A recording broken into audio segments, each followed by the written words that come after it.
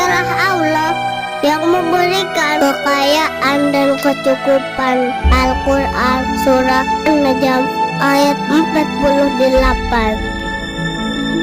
Pada suatu hari yang cerah di sebuah hutan yang asri. Di dalam hutan tersebut banyak ditumbuhi berbagai jenis pepohonan dengan buah-buahan yang manis, sehingga banyak hewan yang senang tinggal di hutan tersebut. Dari hewan-hewan yang besar seperti gajah, rusa, serigala, domba, sapi, bahkan hewan-hewan serangga lainnya juga ada di hutan tersebut. Setiap hari mereka akan saling berinteraksi satu sama lain, bermain, bercanda, dan memiliki kehidupan yang sangat damai. Hingga pada suatu hari datanglah 2 ekor penghuni baru. Merekalah ulat-ulat kecil bernama Lala dan Lulu. Tapi para hewan dan beberapa tumbuhan lainnya sangat tidak menyukai ulat-ulat tersebut karena mereka terkenal sangat rakus saat memakan dedaunan, dan mereka juga tidak memiliki manfaat apa-apa, sehingga tidak ada pohon yang mau menerima mereka. Akhirnya Lala dan Lulu si ulat kecil harus berpindah dari pohon satu ke pohon lainnya untuk mencari tempat tinggal. Wahai pohon apel, bolehkah kami tinggal di batangmu? Kalian tak boleh tinggal di batangku. Kalian tidak akan berikan manfaat apapun untukku. Nanti kami akan membalas kebaikanmu. Wahai pohon apel, tak boleh pergi sana. Aku takut jika kau menempel pada dahanku dan memakan dahanku, aku akan sulit berbuah. Akhirnya dengan sedih mereka pun pergi mencari pohon lainnya yang mau menerima mereka. Tapi jawaban tiap pohon yang ditemuinya tetap tidak ada yang mau menerima mereka. Hingga pada akhirnya mereka sampai di padang rumput yang banyak ditumbuhi bunga matahari. Ingatlah wahai Lala, aku yakin jika kita terus berusaha dan berdoa, Allah pasti akan memberikan kita tempat tinggal dan makanan yang cukup. Baiklah, mari kita berdoa dan memohon kepada Allah agar diberi makan dan tempat berlindung. Kemudian mereka pun berdoa. Ya Allah, kami memohon kepadamu, kurniakanlah kepada kami tumbuhan berupa daungan untuk kami makan, dan mau menerima kami untuk tinggal di dahannya. Bunga matahari kasihan mendengar tangisan ulat-ulat itu, dan bunga matahari menawarkan dirinya untuk ditempati oleh ulat-ulat kecil itu.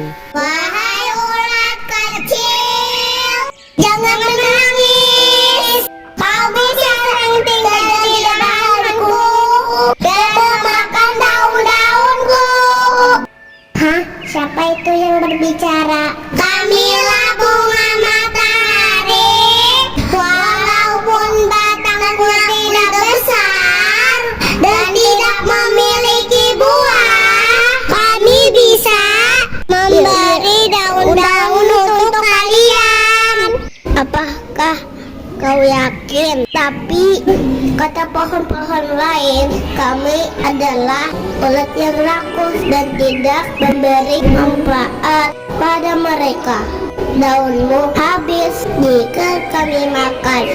Tentu saja kami yakin, apalah arti sebuah daun. Orang teman lebih berharga itu, sedangkan daun bisa.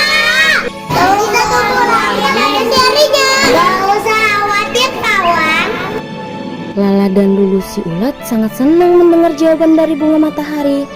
Dan mulai saat itu, Lala dan Lulu dan bunga matahari menjadi sahabat yang baik.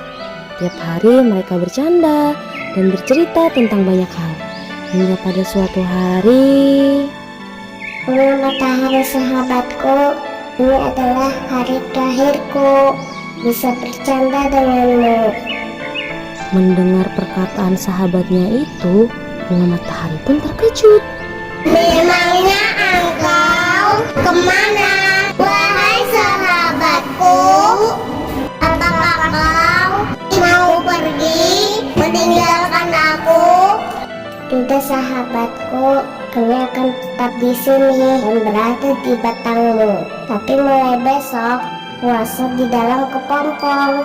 Daun yang biasa kami makan cukup untuk kami puasa di dalam kepompong.